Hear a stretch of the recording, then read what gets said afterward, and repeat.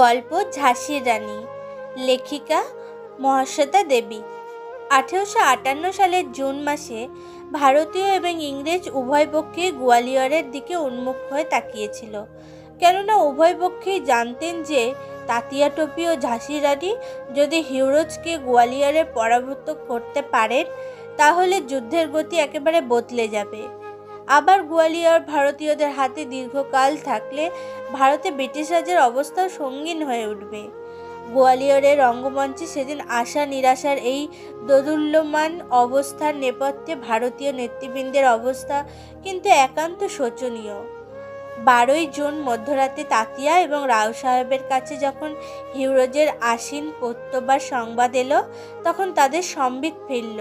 তারা বুঝলেন এই দুঃসময়ে পারস্পরিক সমঝোতার একান্ত অভাব। তাদের মধ্যে কি দুস্তর ব্যবধান তৈরি হয়েছে।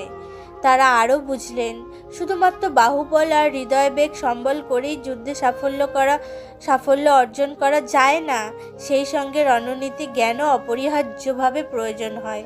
কিন্তু তখন অবস্থা তাদের আয়ত্তের বাইরে। 13ই জুন ভোরবেলা সমগ্র সৈন্যদের সমবেত করতে গিয়ে তাতিয়া বিচলিত হলেন। সৈন্যরা তখন তাতিয়ার ওপর ক্ষেপে আগুন হয়ে আছে, এক শাহী খতম করে অন্য শাহী গড়বে বলে।